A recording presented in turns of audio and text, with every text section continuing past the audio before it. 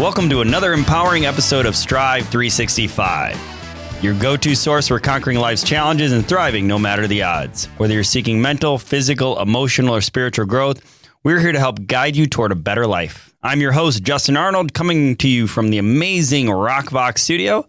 And today I have the pleasure of introducing Nate Baumgardner, a good friend of mine, and just a remarkable individual whose life's work is a vibrant tapestry of spirituality, leadership, and personal transformation. Nate brings with him a wealth of experience from a career that has traversed various landscapes, including a significant shift from public service to the exploration of inner spaces through his role as an intuitive coach and psychedelic guide. His holistic approach to well-being and his dedication to guiding others on their paths to healing are just a few facets of his multifaceted career. We're poised to delve into discussions that bridge the gap between the physical and the metaphysical, exploring how we can all live more mindfully and purposefully. So join us as we unpack the journey of a life lived in pursuit of truth, understanding, and the peace that comes from finding your flow. So let's give a warm welcome to Nate. Nate, thanks for coming on here today and joining us. Again, we tried recording this a little bit ago, but had some challenges. So we're back here to do it all again. I know it's going to be 10 times better with Nate. So Nate, anything I left off there, anything you'd like to share before we get rolling with the Q&A?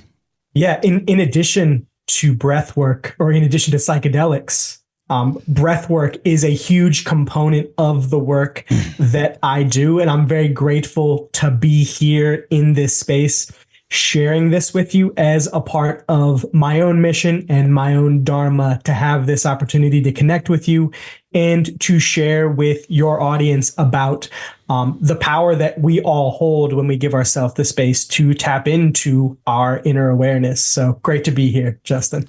Yeah. I just thought that was interesting. And just to let people know, with everything we talked about, why is he here and why is he on here?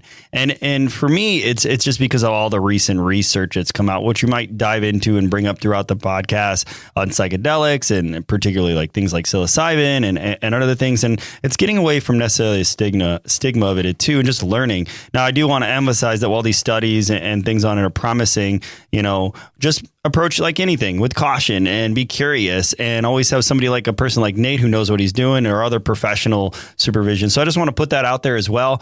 But Nate, man, this is just awesome. And, I've had the pleasure of getting to know him from a retreat I went on last year. And even what I love about Nate too, and why I wanted him specifically, there's a lot of people in this space. What I've loved about Nate is that his ability to use this as a tool, but not the end all do all, meaning he has been able to do even some deep work with me, purely clean, I think is a good way to put it. And even via Zoom, which is really cool. I don't know, you might have a better term, but basically just myself, no drugs, no nothing, just actually in my gym on my couch through a Zoom call. And I was just blown away. I think we spent like 30, 45 minutes together, maybe an hour. Yeah. So anyway, so psychedelic, spirituality, like share how these two intersect and influence your life, your work, and such.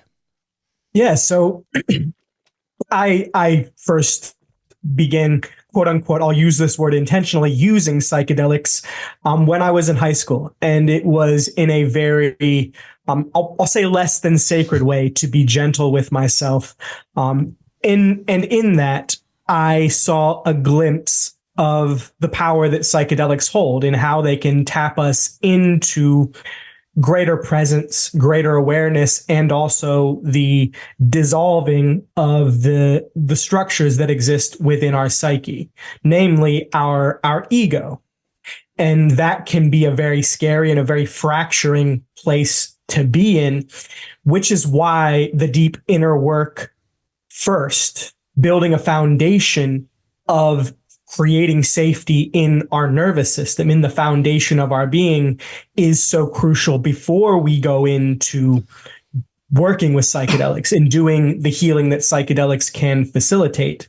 And so some of the work that I've done with you has been, around like, how do we build this capacity to connect with these different elements that exist within our consciousness that can then be the doorway to do the deeper healing of ego dissolution that can happen when we engage with large doses of psilocybin, of LSD, ayahuasca, ibogaine, whatever the medicine may be. It is crucial that we first build that foundation of learning and expansion in our nervous system, in our body, so that we can then meet that very challenging, intense energy that psychedelics can facilitate within us when we engage with them in a sacred way. So what got you here? What got you to this point, like exploring this and doing what you do now? What were you doing prior to this? Talk a little bit about your journey. Yeah, so I'll start with an experience I had when I was about 6 years old.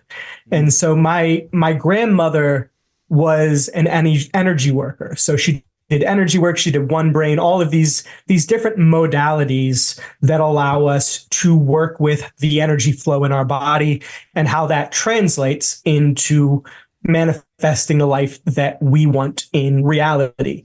And so I remember I was about 6 years old and she offered to give me a session, and I was completely ignorant to what that looked like. And she guided me through this process of being with the chakras, just being with each of my energy centers in my body. And that in and of itself unlocked something. It unlocked a deep curiosity into how these things work, this subtle energy. You know, we have our gross body, we have the subtle energy body, and then the causal energy, which is the energy within the universe. You know, we call it God, that exists in the infinite sense. And so this subtle energy is where our gross body meets the causal body. And in that, you know, I spent the past 29 years in different relationships with that exploration of that initial spark of curiosity that has taken me many different places all around the world in this process of remembering and forgetting my true calling. And a core point of this was in 2020, when I was working for the Department of Homeland Security. I was an analyst, so I was doing a lot of the after action reports and the things that involved with the pandemic response, and was working from home, was in lockdown in Denver, Colorado. And, you know, on the surface, I had this amazing life. You know, I had good friends. I had this view of the Rocky Mountains, and deep down inside, I felt absolutely empty. I felt this deep sense of disconnection from myself. And it was around that time that a friend of mine gave me some LSD. And I had, you know, created some intentional ceremonial space in the past with mushrooms while I was living in Amsterdam. However, you know, I saw this as an opportunity to create a shift. I didn't know what that shift looked like. And I set the intention of seeing the blind spots of where I was currently and how to move through this deep sense of isolation and dread that I was feeling really deep down, although I didn't want to admit it. And so I set this intention. I gave myself about 2 weeks to like purify my body, to fast from, you know, I had been habitually consuming cannabis and nicotine and these different things that, when used out of integrity, can lower our vibration. They can lower how we resonate.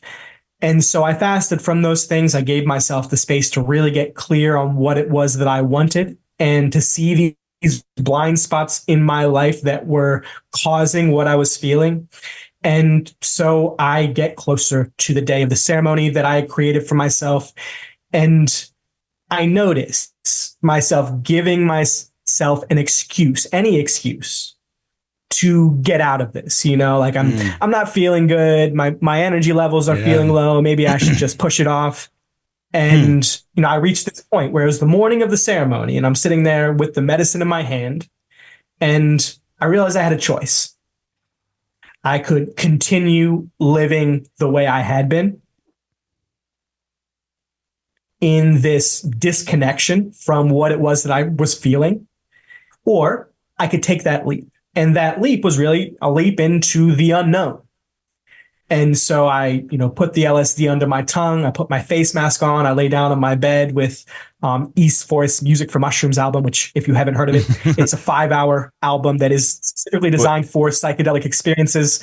And I'm not sure if I can swear. I'll refrain from swearing. And I went deep. I saw, all of the different ways that through my, at that point, like 30 some years, all of the pain that I had caused people in my life. And I reached this end point of seeing all of these visions and feeling this deep visceral pain. And it come to a stopping point. And I hear this voice that's like, you can choose to keep punishing yourself for these things, or you can let go. And with that, I get catapulted into these different lifetimes, these different incarnations in which I'm living, and then I have a death. And some of these deaths are really painful, where there's a lot of suffering. And some of them happen very easily, with a lot of like surrender and grace. And at the end of those, it was about a 4-hour period.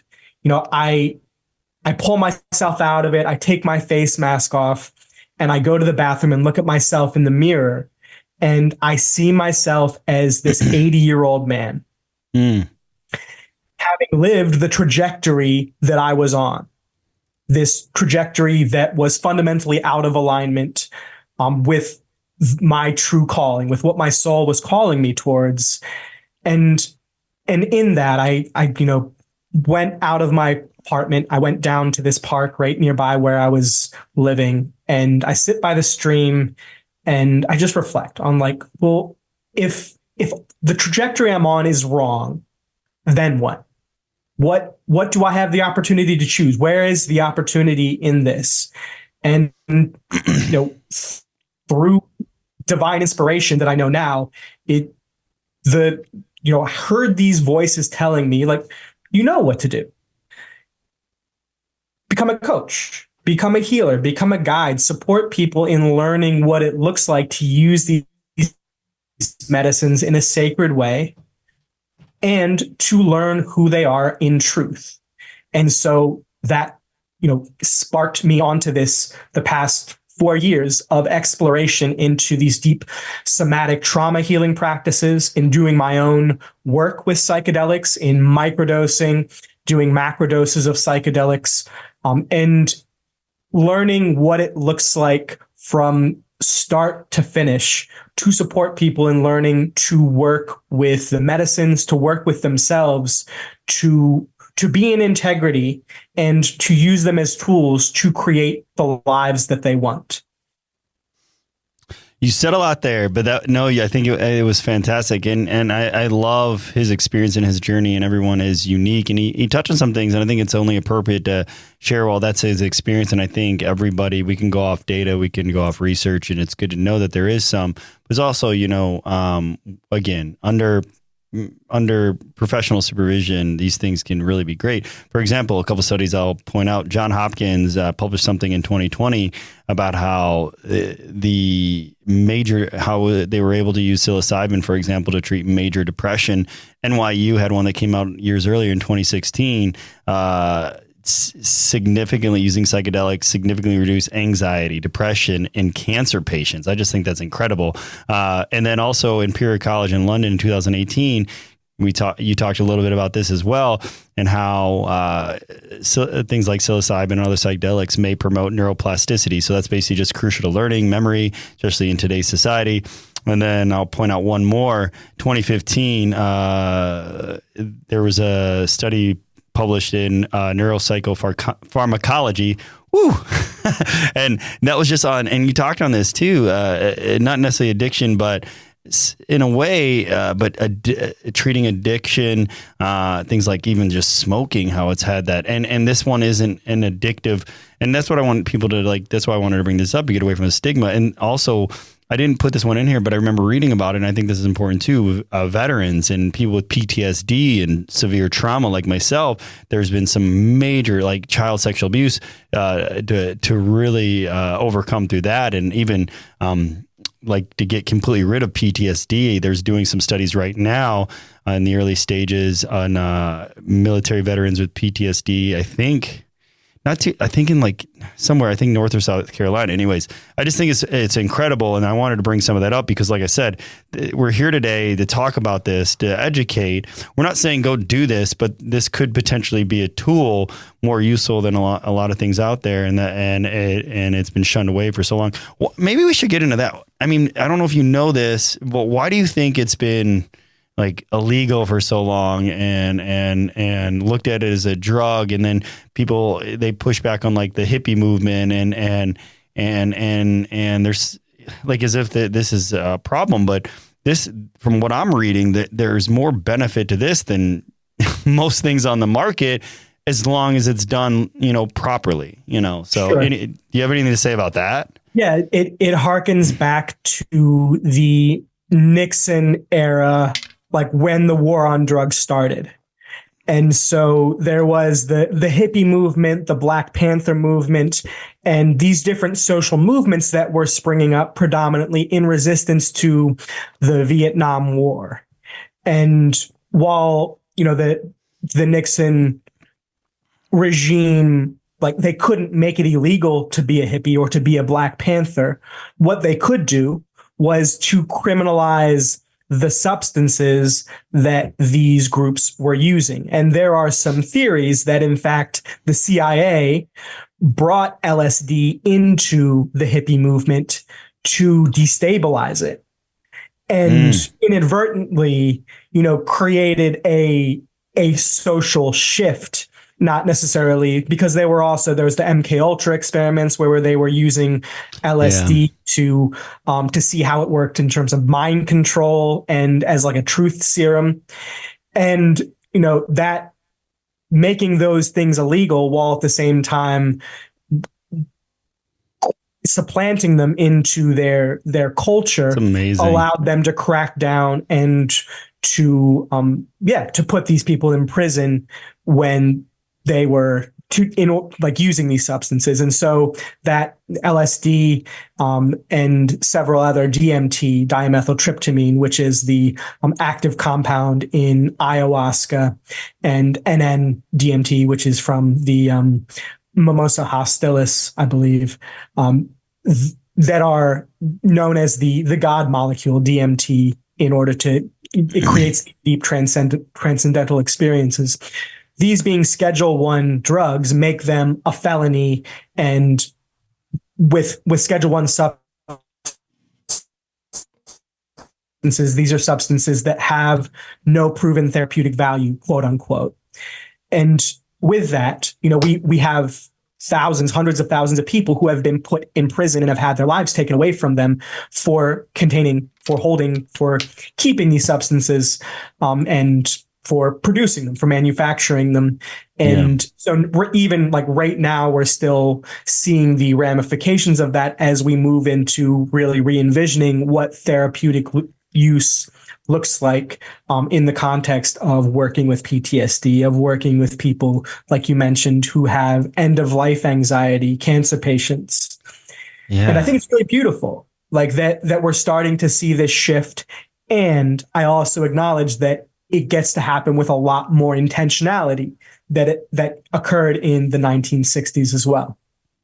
Yeah, I think that's just interesting how, the history of it and where we're at now and the research that's going into it. And I just think, again, like that's why we're here today and to talk about this. So, man, you talked about the shift. You talk about how it changed your perspective. It got me thinking too, like you and I had very different childhood. It's like I grew up, in the cities of Silver, Chicago, and then I worked on the farm. And to have somebody like that, for you to experience that kind of education and energy and flow, and just to be opened up to that open-mindedness of it all is pretty incredible. Now, talk about maybe a story of a client or something that you've worked through, and like some of the experiences and of it all, and how essentially not just how you work with them, but some of the positive feedback that's come from these experiences with your clients. Yeah. So the foundation of doing the deep inner work that is a prerequisite to doing psychedelic works is like learning where you are currently, having awareness of what you're experiencing in terms of follow that back to where you learned that thing.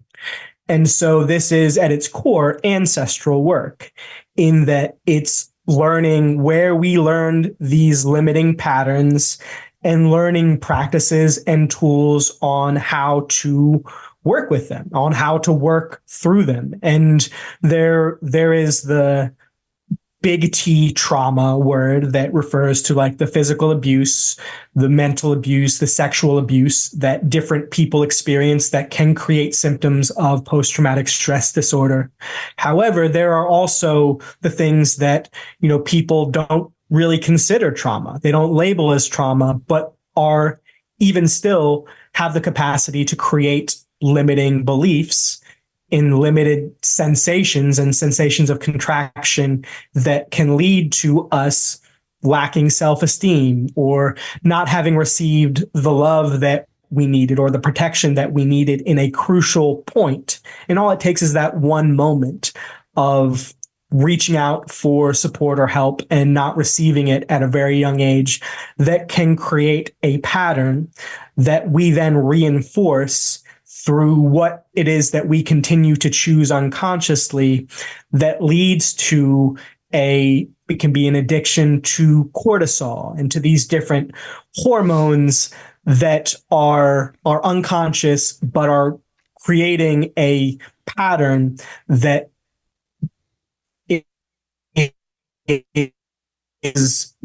inhibits our ability to show up with an open heart, or inhibits our ability to feel really confident in what we're doing, or to feel worthy of the money that we desire to make, or whatever it is externally. Like all we really experience is the external manifestation of these things that is creating a mental or a physical unwellness. However, when we trace them back to the core wound, what we're really looking at is something ancestral that was catalyzed by our parents and was likely, passed down from their parents, who passed it down from their parents. And so when we give ourselves the space to really tap into the depth of this learning, there can be a lot of healing that occurs. And I had a client yesterday that we went through one of the somatic processes similar to the one that I guided you through.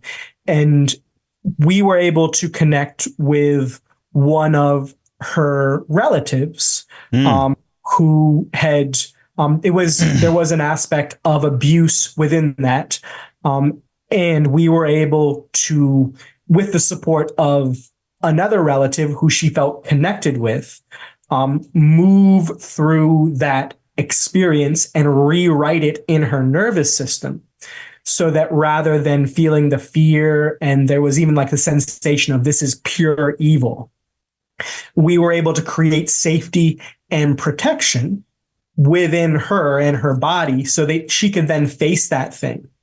Because we spend our lifetimes avoiding these things that feel uncomfortable and create this sense of anxiety or stress or tension in our nervous system. And it's really when we give ourselves the space to look at them and to feel them and move through the energy of them and release that energy, get that energy out, that creates the space for us to learn what's possible, what we want to replace that energy with, which can be empowering and which can support us in really getting clear on what it is that we want in our lives. And then moving backwards from that, the action that we can take, the simplest possible action that we can take next that enables us to feel that momentum, to feel that shift in a very real and tangible way. Yeah. And man, I'm curious of, or maybe like why these things happen to our psyche, why they happen to our nervous system. Like, I mean, I imagine that all this has to be pretty primal, right? But today's experiences are way different than like 10,000 years ago. 10,000 years ago, it was about, survival, procreation, running away from the saber-toothed tiger, finding the cave, the food. But there's a reason these things happen. But today's experience is so different. I mean, to correlate it with, there's a reason why we crave sweet and salty and have these cravings, right? Like, there's things in nature that are very sweet that we don't see maybe always or in season when we were hunters and gatherers, that if we saw that, we craved it and we ate up as much as we could because it would sustain us along the journey and our health and everything else. But now we have this abundance of food in us. No matter what your economical state, we can get food pretty easily, pretty readily, and very high caloric, low density. That's a whole nother podcast, but similar idea. The experience of it all, like, I guess what I'm trying to get at, like, yeah, why do you think this happens? And, how do you know if this is right for you, this type of experience? So this is a huge, multi-layered, multi-causal conversation. Yes. That fundamentally, I believe, has to do with how civilization, which, speaking very generally and very broadly, has brought us out of contact with our true nature. And whether that be intentional or unintentional, there are different layers that are designed to pull our energy away from us and capture that energy so that it can be used by the system. And again, this is a very generally speaking, it has taken us very literally out of contact with nature, with our natural environment. And I imagine you being somebody who is very self-aware and who spends time outside, you've been in connection with nature and you felt that deep, transcendent experience of just being, alone by a stream with your eyes closed. It feels good, right? It just feels good. I mean, we could base science and talk about the science of it all, which I do in my second book, but it just feels good. Yeah, I love it. Joy, right? It taps us back into ourselves. And there are other, like you mentioned, diet. You mentioned these things that the food supply, our soil quality has been deteriorating with factory farming and with these different practices that are out of alignment with the land and with nature. And when we learn how to cultivate our own food, permaculture is an amazing practice that even within a city, I've got a good friend here in Richmond, Virginia. Shout out to Chopper Dave Robinson, who has his own urban homestead. And these are things that we can begin doing to realign with nature. Go ahead. Yeah. So for those that don't know what a homestead, I mean, I know what a homestead is, but what's an urban homestead? Like, obviously I know urban, meaning that he's in an urban area. So does that mean he has no electricity, or he has electricity, but does that mean he's filtering his own water? Like, I'm sorry. This is intriguing. There are layers, certainly. So he is still very much on the grid and in the city water system. However, he's got about 30 rabbits that they grow, they feed, they love, they sell them to people, and also they harvest them themselves. They kill them and they process them themselves. They've got about a quarter of an acre, maybe half an acre, and then they have plants and they have different, like an ecosystem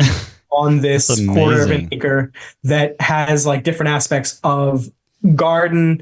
They've got a little pond area, it's perpetually growing, but it's looking at the cycles that exist within nature and within like how plants grow and die, and learning to have a closed loop system so that when something dies, it can then be recycled back into some other process that is supporting the overall sustenance of the system as a whole. So it's systems thinking applied to nature and growing your own food. Yeah, whenever I hear homestead, it trigger in a positive way. Like I remember learning about Jewel and her Alaskan homestead and what she grew up in and that environment and everything else. And so if you haven't learned about hers, go check it out. It's pretty interesting. But I heard you say that and I'm curious of what an urban was. So thanks for sharing that. But continue with what you were saying before and you know, like, you know, how do we know this is right for people? And we were talking a little bit about the primality of it all in today's society. So Yeah. So one of the things I mentioned was that we have this system that is designed to capture our attention and use it as a resource to make money, essentially, to perpetuate that system. And, you know, we look at social media, we look at these different things that are designed like to literally pull us into this liminal space, this space of consciousness that disconnects us from ourselves. And social media is great for many reasons. Like without social media currently, like my business would not be where it's at. So there are pros and cons to everything. And Rudolf Steiner, who was a German philosopher back in the 1800s, early 1900s, said with each step forward in technological development, we need 7 steps forward in spiritual development. And so what I advocate for That's so true, man. That's such a great statement. And it still holds true to this day, if not more than ever, right? Yeah. I literally just saw like Disney create this AI walking board. So literally people can be all in the same room, disconnected, connecting in virtual reality. And I'm sure there's going to be benefits. And I'm not one of these like anti all these things. But my curiosity and a little bit of my concern is raised when I see this, that we've gotten in such artificial environments and we're going so many steps forward without the spirituality.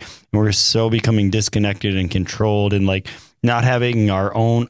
My fear with some of that or concern, I don't know if fear is more concern is the word, is that it's hard to like pause you there. This it just made me think of that with that quote. I think it's a thing that I'm going to post up on my wall as a reminder to myself, because we're going down a rabbit hole here of like, how far do we go into this? Because these things, we have our dream world, our imagination, our creativity. But if now technology is going to do all that for us, what do we have left? Because the human mind is the most powerful thing. It's what has kept us alive. It's what's made us thrive. And it's how we've evolved, because there's so many other things on this planet in nature that is bigger, stronger, faster, and better than us physically. Like elephants, jaguars. Yeah, I mean, a moose could trample us to death. Here we are on the top of the food chain only because of our brain, but now we're deteriorating that. Sorry to go down that rabbit hole, but I think it's all part of this because we talked about the benefits of psychedelics. And I'm wondering if we're chasing some of this because of our mental health, our depression, our anxiety, to chase the endorphin effect. But also, like, we also know that like psychedelics can have the benefit of neuroplasticity and things of that nature. So just got me thinking, and I felt I need to say this. But continue, man, like for those that aren't thinking this already. Yeah, well, what I see in this pursuit is a deep fear of death. You know, think about the transhumanist movement of like, eventually we'll just be able to upload our consciousness in the AI and live forever. Whereas within that, there is this fear. There's this fear of our mortality. There's a fear that we will, you know, we came into this world and we will someday exit it. And we should. This is a part of nature. This is a part of the life cycle. And to bring it home to psychedelics, like when we learn to connect with the true energy of psychedelics, we're practicing our own death. We have this part of different interconnected regions of our brain called the default mode network. And small amounts of psychedelics can dampen this. Large amounts of psychedelics can briefly take it entirely offline. And I talked about my experience of dying and being reborn. This is what we refer to as the ego death. And in the ego death, it can create a lot of anxiety for people who have a fear of dying. However, when we build it into a part of our practice, be it through meditation or breath work or prayer even, of learning to die, learning to face our mortality, it shows us how we can show up and live in integrity with what our soul, with what source, with what God is calling us towards in our life. And there's so much power in that because it acknowledges that we in this physical form exist within the limitations of our body and within the limitations of the scope of this incarnation, this life. And we, in that limited period of time, can either choose to feel fear in that this is a limitation, or we can feel the motivation of how can I maximize the time that I have here to share with the world my authenticity, who I am. And it's really when we learn to clear what it is that is standing in between us and this ideal that we can then learn to amplify and to create and to be in integrity and to build community around all of these things with the acknowledgement that, yes, we're going to die. It's painful to acknowledge. And when we feel the resistance to that and work to avoid it, like, the possibility of uploading our consciousness to the cloud, like that is not living. That is going, whatever that is. I don't know, and I don't care to know what that is like. However, the fear that is based in is, to me, that is a foundational fear that we can learn to heal through working with psychedelics. It's just interesting talking about death, and it got me thinking of my life and death experiences. I mean, going through what I went through, there was a time where I wanted to die, and then I went through a period like suicide, and I've talked about that before, and I was horrible at it. And then I wanted to live, and I didn't want to die. I was afraid of death. And then as I became more spiritual, I still want to live, but I am okay with it because knowing the cycle of life, and I'm really grateful and happy of what I've done with my life and where I've been, and knowing that I believe in God, and for me, I believe in a heaven. That's where I want to go, and I believe in that, and I know that this is just a shell. And I've already talked to my kids.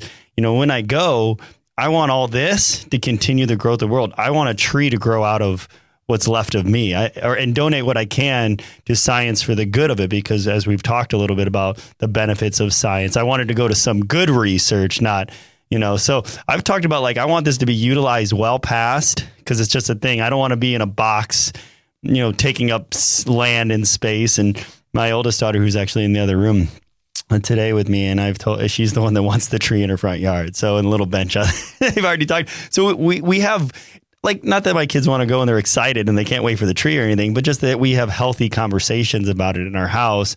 So to get rid of that stigma of, like, I say when it happens, I'm sure you guys will be emotional and sad, but I almost want a celebration. Think of all the good moments and the good times. Yeah. And so, that's why we're talking about this is just a level of what some people might term as doing the work, the healing process, the healing work. And I don't know if you've mentioned that yet on this, and it's all part of being, for me, and maybe you'll say it another way because it's everybody's perspective, but I do a lot of things on a daily, weekly, monthly, yearly basis for the betterment of myself. Yes, for myself and my own healing process that I know is going to be a lifelong journey, but so I can show up and be the best version for everyone, including you, Nate, here on this podcast, Scott in the other room, because I don't want to waste his time because he's an amazing producer, my daughter who's in the other room, and all these different things. And I'm going to have my off days just like anybody else, but that's also why we have the reflection. And that's why we sometimes need tools like this, people like you, because we can't do this alone. And I just wanted to say that because there's good people with good intention like that. And you've talked about it. A lot of us are out of alignment because we're in these artificial worlds, eating artificial foods, and we're so disconnected and we don't know why. So we take artificial pills to fix all the artificial that's going on. And so I just want people to stop and pause and think and breathe. And we haven't really gotten into like your breath work, and we talked about nature, but maybe we get into that a little bit now too. As far as we talked about the connection with nature and the flow of life, and you talk about it regularly on social media. And if you haven't, we'll put his social media links. He does a great job on Instagram and the likes. But how does your relationship with nature and the natural world and your approach to healing and consciousness? And we'll also get into some other things. But how does that influence your approach to everything? Yeah, I like to think of it as like, what are the things that I can do that allow me to be a clear channel? To be a clear channel from source, from God through me, that allow me to express most purely. And there are these different practices that I know have been proven to allow this energy to flow through me more purely. I love the word inspiration because, think about respiration. Inspiration is to literally like be breathed, to be breathed by source consciousness, to allow that energy to come in and come out, to come in and come out in this flow. And when we do that in our own unique expression, like your expression is going to look different than mine as a gym owner versus a psychedelic coach versus a podcast producer. We each have our own gifts to share. And when we do these things that allow that channel to open up so that we can just listen, we can listen to our bodies. We can listen to what wants to come through us and what life is calling us towards. That is a practice. That's a practice that we can do through moving our bodies, through taking time to connect to nature, through doing deep breath work, which is a core part of my practice, particularly for people who may not want to connect with psychedelics on a regular basis. We can achieve these same states through different modalities within conscious breathing that allow us to get out of the ego mind and into what exists beyond that, which in my personal belief is the soul. We get to connect with our potential, with this unborn, undying aspect of ourselves that is timeless and that has a deep wisdom to it that we can listen to and that we can, as a practice, connect with to receive inspiration and to give us motivation so that we know what to do next, because our mind exists within a certain limitation that is great for problem solving. However, to understand deeper truths about the universe, those are best done through our somatic sense, through our heart, through our spirit. And so when we have an integral practice that combines the mind, the body, the spirit, and the shadow, we can learn to build a life that enables us to be this clear channel of inspiration and to share our gifts in this pure form. Yeah, I like how you said timeless, and we're talking about breath work, we're talking about shadow work, we're talking about things that take time, right? And I say it, and I say it in various ways, but those that are listening right now, and you're thinking, man, where do I have the time to pause and meditate and breathe? And maybe you're even using phrases like hippy dippy work. You know what? That was me for so long. And then I started to, and I realized if you're saying that you don't have the time for this, then you probably need it the most, because this has opened up my mind, my world. And I'm not talking about psychedelics right now. I'm just talking about pausing, intention, mindfulness, breath work. Because you look at your brain as your heart, your gut, even these things need a break. They need a rest. And no one in their right mind would work out, 18 hours a day. But we push our minds and our hearts and even our guts, which are all interconnected, right, through the nervous system, to extreme limits that they were never meant for. And then we wonder why we're depressed or anxious or sad or off or sick or overweight or whatever the thing might be.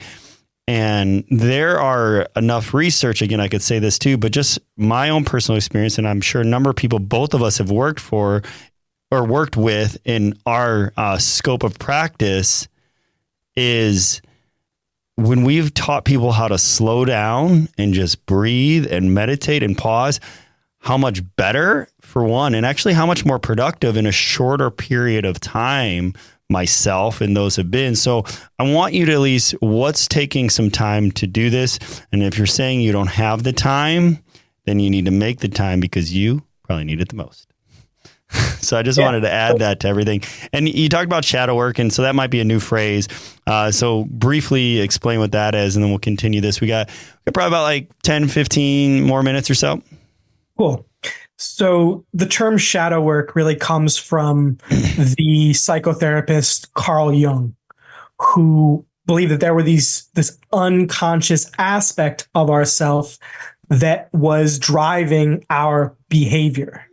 And this unconscious aspect of ourself comes from all of the things that in our experience that are uncomfortable and that we repress, that we hold in.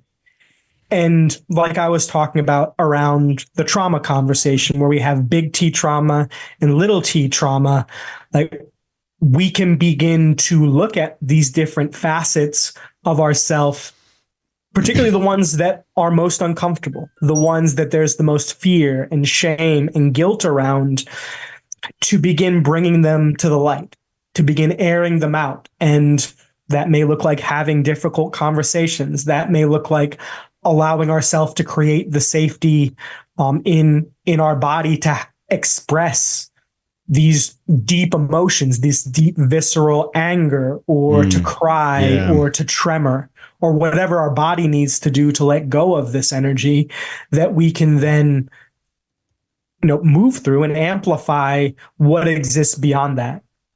So that's a brief primer on shadow work. When it comes to people who say they don't have the time to do these practices, I just want to take you through a simple practice that I share with my clients called the one breath break. And I'm going to, I'll explain it. So it's breathing in to a count of 5, holding to a count of 10, and then releasing out of the nose to a count of 10. And if you release out of the nose and hum at the same time, that activates the vagal nerve, which is responsible for the rest and digest nervous system.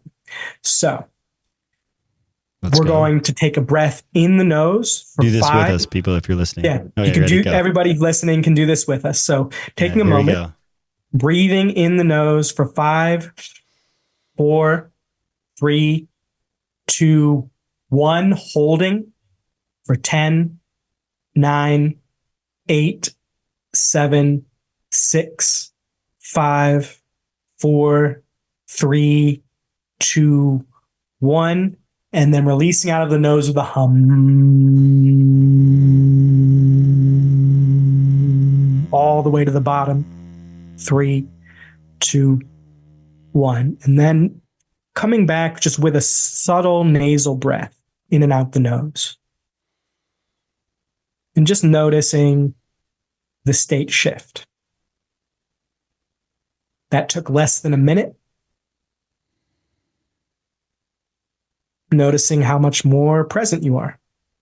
And that's, dude, yeah. See how easy it is? That right there. If you didn't do that, pause, do it, and then come back and see if you even hear this podcast better. Like, listen to my voice. I'm slowing down myself and just it's incredible. And that's even what I've taught my kids. And if you can't always remember this, or it takes a habit, do what I do. Get a little weird. I tape stuff like this. Mine's not 5, 10, 10. I might borrow that one and give it back when I'm done with it. Mine's, you can keep it. Oh, thanks, man. Appreciate it. Mine's something different, and I say a little mantra while I do it. You just find your own, but if not, you do that. Mine, I tape it inside my truck, and I have something very, very, very similar. Just difference, very difference on the count, and I add a little as I breathe in, I say something in my mind. As I breathe out, I say something out in my mind. Very positive and uplifting and spiritual, connecting with God for me, and so. Yeah, that's thanks, man. Thanks for doing that. And hopefully many of you did that and found the benefits. If not, I also encourage you to close your eyes while doing it. If you're driving, please don't do that though. So, man, thanks for that. So that's great. So with your program, Microdosing Mastery Mentorship, and what core principles do you teach that people can expect if they do this? Like, what's some of the transformations that you hope to see in the people that do join that? Did you hear me? So yeah, this is a 6-month. Yep, I got you. Sorry. Microdosing Mastery is a 6-month mentorship that I created for entrepreneurs who are feeling stuck. They're feeling anxious. They're feeling this sense of lack that they can't necessarily explain because they're successful, they've done the work, and they want to learn to work with psychedelics to do these things, such as gain deeper insight on their long-term vision and find clarity in what it looks like to connect more deeply with their partner and their children. And so as we go through this 6-month program, we focus the first 3 months on doing the shadow work, doing the deep inner work that allows you to look at the aspects of yourself that you've been avoiding for the past 4 decades, the past 5 decades of your life, that, you know, there are these things that build up, that when we work with a coach, that when we work with these consciousness medicines, we can see in a deeper, clear way that allow us, in the processes that I've explained throughout this podcast, to move through. And we spend the next 3 months getting clear on what it is that we want to create, on what it is that we really, truly want in our lives, and creating principles around that, creating consistent actions around that, and doing that in a supportive, accountable community so that people are feeling like they're engaging with psychedelics safely, that they're supported and can ask questions from people who are on this same journey to self-mastery, and really anchor in these deep and conscious practices of what it looks like to live in integrity, to live an authentic life with an open heart, sharing who you are from that truest, deepest place of authenticity, of integrity, of alignment. And this is the work that I love. I love showing up and supporting people in understanding their depth and in seeing themselves in new ways. So in this 6-month program, there are a lot of different tools and practices, but ultimately, like, the people who show up are deeply committed and doing the work. And that is what enables people to get such deep results that they see through this program, of like getting off of medication, of finding true clarity in where their business is headed, in leaving their business, in quitting jobs that they have been, you know, giving their energy away to, and in learning to listen to their deeper wisdom.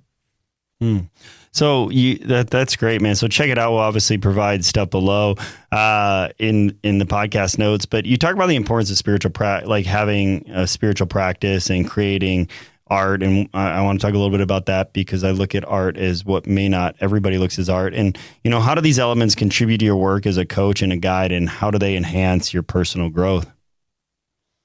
So the practice of art, like my deepest expression of art, is in music and breath. And that practice has evolved for me over the past 2 years. And what I'm really leaning into now is leading live sessions with my guitar and breath work. And I do that, like, first and foremost, by guiding myself through these breathing practices and taking myself into this deep space of recognition, in connecting with that place beyond the mind, as a consistent practice of listening to my intuition. And so that's a core element. Beyond that, like journaling to get my thoughts out on paper and to create clarity that I can then amplify into action. Tracking key performance indicators, the things that I want to be doing every single day that I can look at and say, oh, I didn't do that today, I'm going to do better tomorrow. Or, oh, I did that today, that's a win. And even in just showing up to that key performance indicator sheet, that's a win, because I am holding myself accountable. And eventually, even if I spend the past 5 days not doing that one thing, that one checkbox on my list, I am, in looking at that, reminding myself of how I want to continue showing up and sharing myself from this place. Yeah. And I recently, you know, I talk like my forms of art are writing now, which I never thought was a form of art. I used to do poetry, but actually writing books. And then, you know, I still play music regularly, but I was reflecting on like how I used to draw and paint and sculpt. And I was really good at actually like clay work and pottery. And I was like missing that. And I put a little piece in my book, and I posted a quote from my book, and then I wrote on that, and I'm going to share it here real quick, because I was like, it just made me think of that. So the quote is from my book, my new book coming out, Joyful Warrior. Art thrives on humanity. It is our imperfections that make each of us and our creations uniquely fascinating. When we create, we reflect our true selves. If insecurity is part of our narrative, it only adds authenticity to our work. Declining the journey of art due to self-doubt denies the unique voice that only we possess. And just to say it another way is basically like, we all are creators, I believe. Like, I really truly believe we all create something. We're all built from a creator above, in my eyes. So I believe if we're parts of him, then we and ourselves create. Just our muse is going to be very different. And being open, being vulnerable, and sharing that story only adds to the authenticity that I said there. And then so on the caption that I wrote, it just says, do you embrace the arts, perhaps as a painter, musician, poet, or sculptor, but left this passion behind in your youth? And so this is the reflection I was talking about. Or maybe you feel a calling to be an artist, but dismiss this idea, thinking you don't have the time for such childlike pursuits. I too have been there. Like many of you, I've wondered how to fit artistic expression into my adult life, weighed down by responsibilities, societal pressures, and the endless list of shoulds. Yet remember the energy, passion, and emotion poured into our creations, especially those from our past. The joy derived not from external validation, but from the process itself. An immersive journey without pressure, deadlines, or expectations. And then I go on just to say, we never truly lose this artistic spark. We often just sideline it, swayed by life's demands. But what if we chose to defy these norms? What if we reclaimed our creative selves, not for accolades, but for our own fulfillment? When we do, we often find that our world, and perhaps even the wider world, is better for and more vibrant for it. And I believe that's parts of what you're doing, and that's why I wanted to share it. We got a little bit of time, and there's two questions that I'm going to make sure that we cover. Talked about your program, but like, this has always been a curiosity, like with everything still, and we touched on it, but how do you navigate the complex legal and ethical landscape surrounding psychedelics and their use? And I would love to hear briefly about that. So my work is for educational purposes only. I am not a board certified therapist. I am not a medical professional. I offer education, and people who are taking action and who are personally responsible for their own actions are the ones that I vet for my program. And so I give you guidance that you can choose to follow or not follow. And in that container, I allow people the latitude to make their own choices, with the understanding that they are the person who is responsible for those choices, and give them within the bounds of those actions, like, what is it that you want? And ultimately, people are going to do like what serves them best, and what that is. So in navigating the legal bounds, like, this is still a very, very big gray area within the broader context of the laws that exist. So I don't give people the chemical compounds, the psilocybin, the LSD, whatever it is that they may be microdosing. It falls on them to find those, to source those. However, I can direct them in different areas that may be supportive of them finding sources.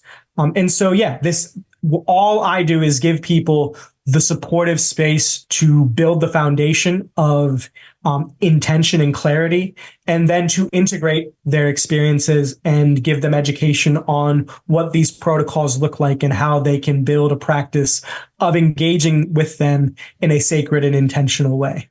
So if you guys aren't picking up this entire 50-minute conversation, it's not just getting high in the woods. So if you're coming for that, that's not what this guy's for. He's here to educate you, here to help you, here to teach you, here to guide you, not just to be some, and if that's your intention, then he's not the guy for you. Right. If you want to go get high in the woods, go for it. That's not what you have anything to do. Yes.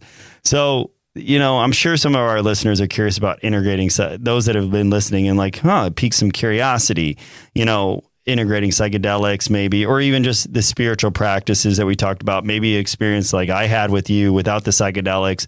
What advice would you give them from either the psychedelics or some of the things that we talked about? What advice would you give them about starting this journey safely and intentionally? Yeah.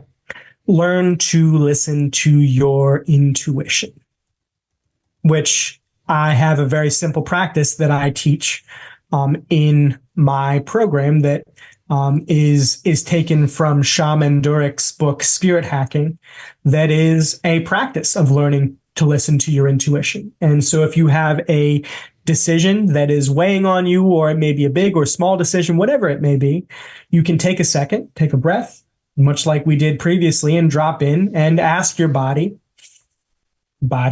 show me what a yes feels like. Then you can take note. Like, I typically get a yes that is like coming down from my root up to my throat and back down. Then you can ask your body, show me what a no feels like. And typically I get this emptiness right in my root, this void. And then you can ask your body the question, like, body, is it right for me to go eat a pint of ice cream right now before I get back to my work? I'm getting a no. So learning to listen to your intuitive sense will support you in like both finding aligned sources for the medicine, knowing what doses are right for you, and then like doing the research. Once you learn to listen to your intuition and you build this muscle of listening to what your physical sense is telling you, you can then align yourself to what is best for you, not like what your mind is trying to tell you what's best for you, or what your trauma is trying to like push you towards from all of these unconscious patterns, but really like what is true for you. And so before you even start with psychedelics, I would learn to practice listening to your intuition so that you can then modulate towards what is best, what is most in alignment for you, which may or may not be psychedelics. I personally don't believe psychedelics are for everybody. And there are many people who are feeling in attunement to doing work with psychedelics. And for those people, I offer these services of showing them these integral practices of connecting with them in a sacred and intentional way. Yeah. So as we wrap it up here, as you know, this podcast is titled Strive 365. We said why we do it, what we talk about, who we're with. Anything else with that concept in mind? Is there anything else that you'd like to add or leave with for the guests on whatever we talked about, or just a nugget of knowledge or something to get them striving today and every day? The solutions to what you are facing are likely a lot easier than you think. They're likely a lot more simple than you think. And it doesn't mean that they're necessarily easy to do, much like feeling the resistance to doing breath work, or, taking that 15 minutes to do your meditation every morning.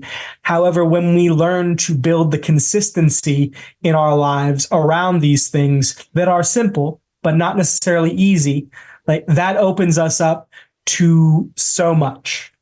And so reclaiming our attention from these things that are pulling us in all of these different directions so that we can focus them inward, in that simplicity is fundamental.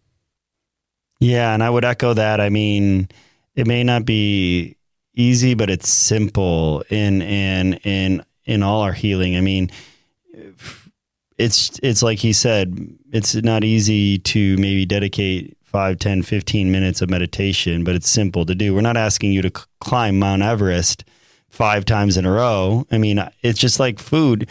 People want me to always teach them about nutrition and movement, but at the end of the day, it's not hard. Like, we know that, like, eating a vegetable versus a processed fried food snack is going to be healthier, but what's easier in mind, to grab that chicken nugget versus that apple or and in their mind, it's tastier. And we can have a whole episode on why it really is tastier with the chemicals and everything. But yeah, and if you need help, that's why there's people like us, real, genuine human beings. So reach out to him if that's something you're looking for to learn more, or just reach out to me and I can help you, and I can connect you too for that. Man, and this just question popped in my head, but we do have to go. So make this a quick answer. But it's like, if you could snap your fingers like I just did, maybe better, and you can wave your magic wand and have a wish, is there one out there for you? There doesn't have to be, but it just felt called to ask you that. Yeah. Because I can tell you are a genuine human being that wants to do good in the world. That everybody lived in connection with their heart and with their heart sense, and was able to think from their heart space rather than the mental dominance that we see in our society. And why? Because when every single person is coming from a space of love and understanding, it allows us to create heaven on earth. When we're more connected with self, we can create more of a heaven on earth and spread that out to the world. Amen, man. Well, thank you so much, Nate, for your time today. It was a real pleasure, real education, and just, man, real calming and intuitive.